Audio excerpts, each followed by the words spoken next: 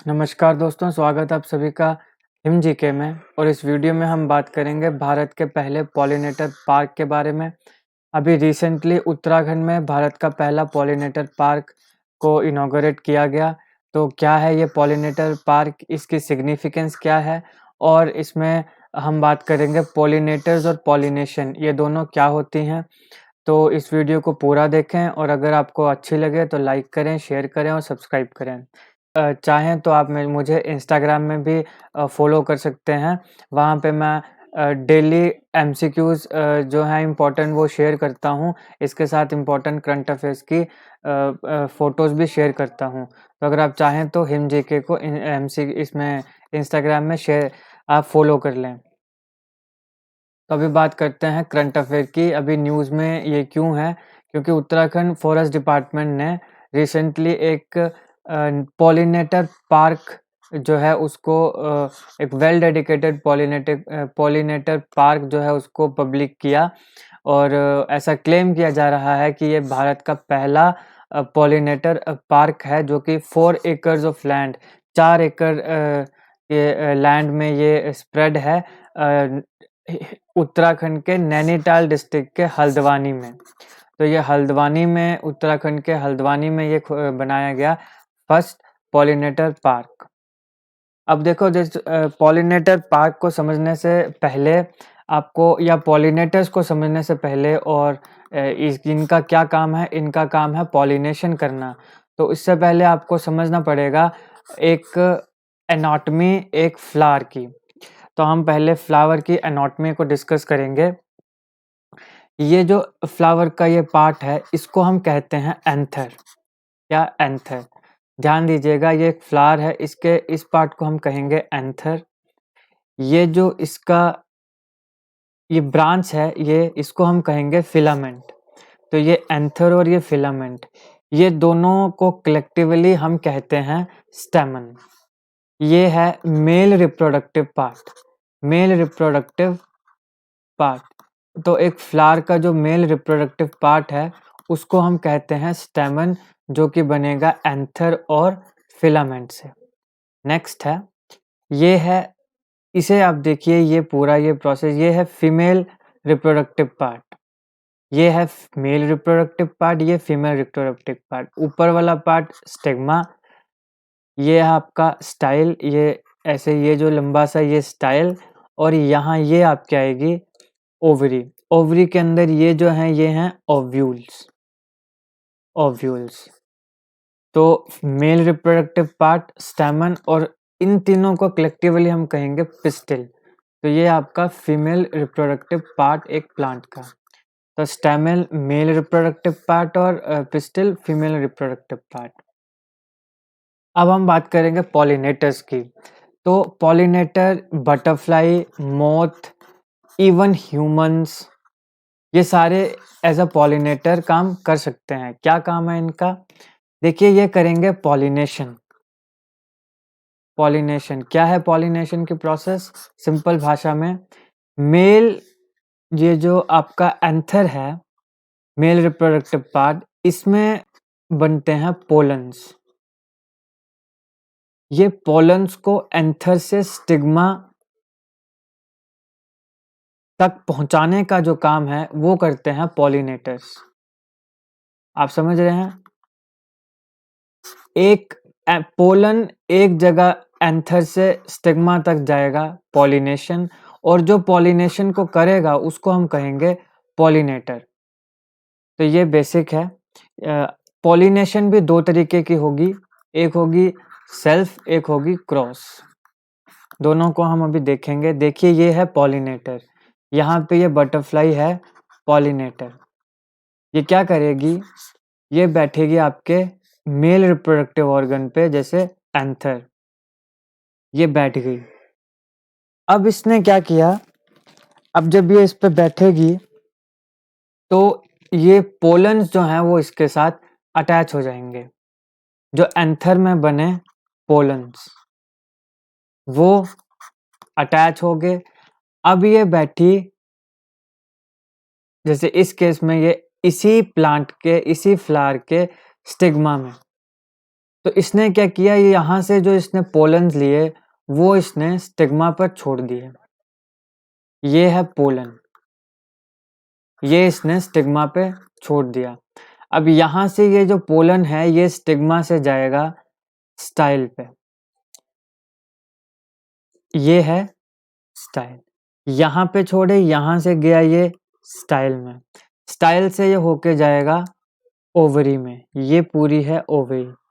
ये पोलन यहाँ पे फीमेल ओव्यूल्स के साथ फर्टिलाइज होगा, यहाँ होगी फर्टिलाइजेशन, और फिर ये एक फ्रूट बनाएगा। तो ये है पॉलिनेशन, कि एक एंथर से जो पोलन्स हैं वो कहाँ तक गए, stigma, male part female part. अब यहाँ पे ये इन गए तो इन्होंने किया फर्टिलाइज, और फर्टिलाइजेशन के बाद बना फ्रूट। अब देखिए यहाँ इस केस में ये एक ही फूल के एंथर पे बैठा, वहां से फिर ये स्टिग्मा में गया। तो ये क्योंकि ये एक ही फूल में पॉलिनेशन कर रहा है, तब इस पॉलिनेशन को हम कहेंगे सेल्फ पॉलिनेशन, सेल्फ पॉलिनेशन। तो एक ये कंसेप्ट है सेल्फ पॉलिनेशन। दूसरा, जब ये एक फ्लावर से दूसरे फ्लावर तक जाएगा, जैसे कि इस केस में ये यहाँ एंथर्स में बैठा, इसके साथ पोलन अटैच हुए, अब ये दूसरे फ्लावर की तरफ गया। अब दूसरे फ्लावर पे ये स्टिग्मा पे बैठा, एंड अगेन स्टिग्मा, स्टिग्मा से फिर स्टाइल, स्टाइल से ओवरी, ओवरी में फर्टिलाइजेशन एंड देन फ्रूट। ये जब एक से दूसरे में जाएगा तब इसको हम कहेंगे क्रॉस पॉलिनेशन। तो आई होप अभी आपको समझ आ गया होगा पॉलिनेशन क्या है, और पॉलिनेशन को जो करेंगे वो हैं पॉलिनेटर्स, उनको हम कहेंगे पॉलिनेटर्स। तो पॉलिनेशन क्या है, पॉलिनेटर्स क्या है और कैसे होती है, ये आपको समझ आ गया होगा अभी तक। तो पॉलिनेटर्स ज़रूरी नहीं है कि ये एक जैसे बटरफ्लाई या मॉथ भी हो, पॉलिनेशन ह्यूमंस के द्वारा भी हो सकती है। जैसे मैंने आपको बताया, आपने एक फूल को ऐसे टच किया और फिर आपने दूसरे फूल को टच किया, तो टच जब पहले फूल को करेंगे, पोलन्स आपके हाथ में लग गए, फिर आपने दूसरे फूल के साथ लगाया तो पोलन्स वहां पहुंच गए, ये भी पॉलिनेशन हुई। देन बाय एयर, एयर के द्वारा भी हवा चली, हवा के साथ ये उड़ गए, उड़ते फिर ये बाद में किसी और फ्लावर के ऊपर बैठ गए, पॉलिनेशन। फिर आपके एनिमल्स के द्वारा भी पॉलिनेशन हो सकती है। तो ये सारे जो हैं ये हैं पॉलिनेटर्स। लेकिन अब हम जो जिस पार्क की बात कर रहे हैं वहाँ पे पॉलिनेटर्स स्पीसीज हैं, यानी कि आपके इंसेक्ट्स, जैसे कि honey bees, butterflies, birds, insects, then moths, beetles, wasp और स्मॉल मैमल्स। तो ये जो पार्क है इसमें ये सारे पॉलिनेशन का काम करेंगे। इस पार्क में 40 पॉलिनेटर स्पीसीज जो हैं ये लगभग पाई जाती हैं, जो डिस्प्ले करेंगे mechanism of pollination of plant species by various species of, जैसे मैंने बताया, बटरफ्लाइज, हनी बीज एक्सेट्रा। इसके साथ साथ इन पॉलिनेटर स्पीसीज के साथ साथ ये जो पार्क होगा इसमें स्मॉल वाटर बॉडीज भी होंगी। अभी इनका क्यों, क्योंकि बटरफ्लाइज जो हैं वो इस स्मॉल वाटर बॉडी से न्यूट्रिएंट्स ले सकें और अपने लिए अरेंज कर सकें यूवी लाइट को, to attract night pollinators like moths. तो स्मॉल वाटर बॉडीज भी होंगी, 40 पॉलिनेटर स्पीसीज होंगी। जो पॉलिनेटर पार्क होगा ये कम से कम इसने 1 साल लिया है बनने के लिए, और इसको इनॉग्रेट किया गया फेमस लेपिडोप्टेरिस्ट जिनका नाम है पीटर स्मेटके। ये हैं पीटर स्मेटकेक या स्मेटसेक, और इन्होंने इसको इनॉग्रेट किया। आई एम सॉरी अगर मैंने इसकी प्रोनाउंसिएशन गलत की हो तो। ये जो हैं इन्होंने बटरफ्लाई रिसर्च सेंटर को भी बनाया है। He founded the butterfly research centre, और इन्होंने इनॉग्रेट किया। इसके साथ इन्होंने फॉरेस्ट डिपार्टमेंट की मदद भी की है इस पार्क को बनाने के लिए। अब यहाँ पे एक वर्ड आया लेपिडोप्टेरिस्ट। क्या है ये लेपिडोप्टेरिस्ट?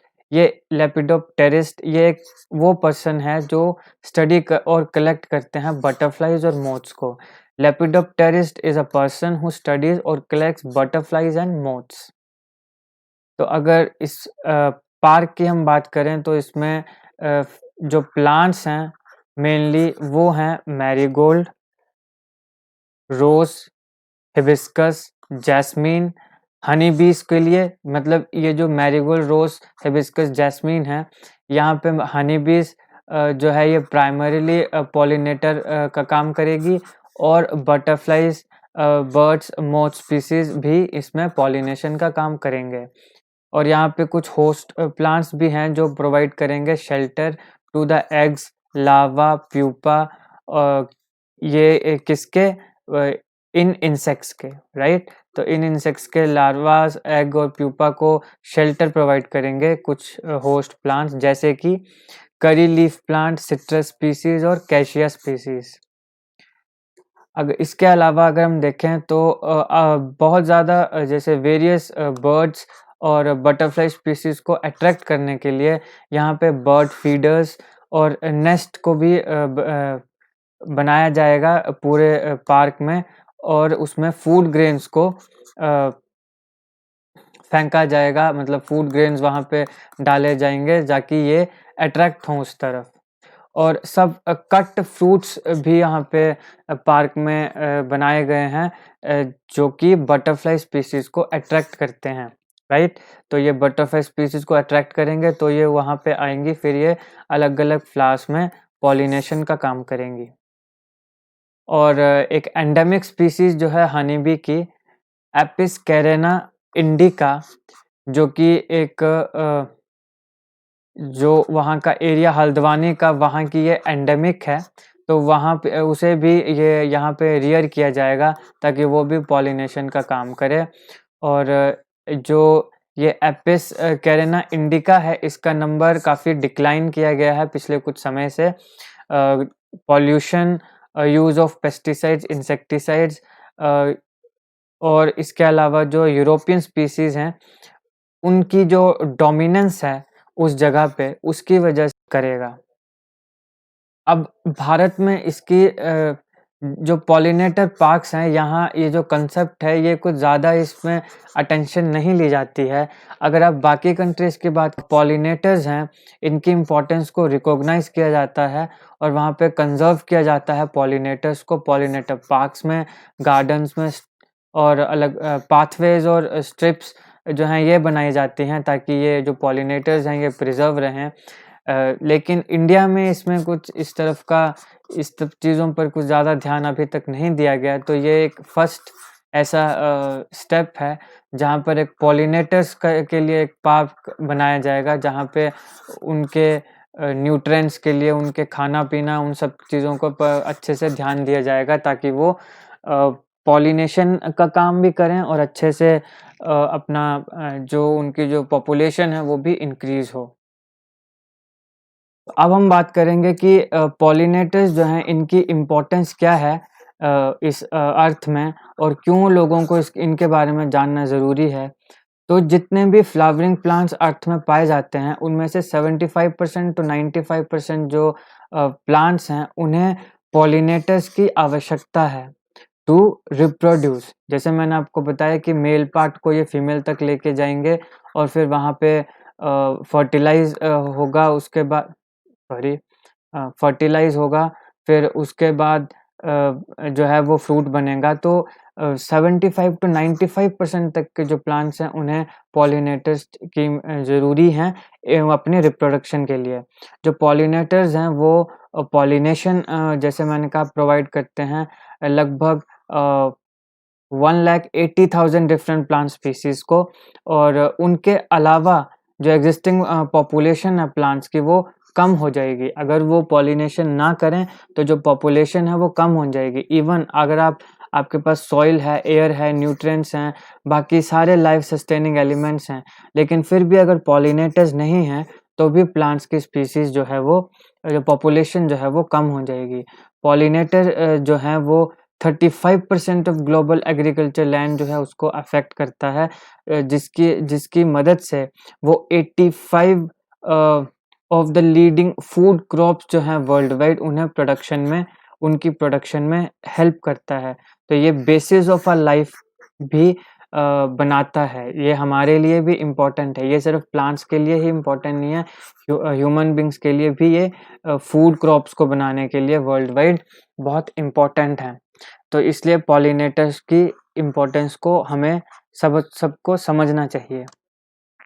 तो ये था दोस्तों इस वीडियो का एनालिसिस। आई होप आपको ये वीडियो अच्छी लगी हो। अगर अच्छी लगी हो तो लाइक करें, शेयर करें, चैनल को सब्सक्राइब करें, दोस्तों के साथ ज़्यादा से ज़्यादा शेयर करें। और अगर अच्छी ना लगी हो तो क्या कमी है उसको आप ज़रूर कमेंट बॉक्स में बताएं, ताकि मैं अपने आने वाली वीडियोज़ को थोड़ा इम्प्रूव कर सकूं। And thank you so much for watching.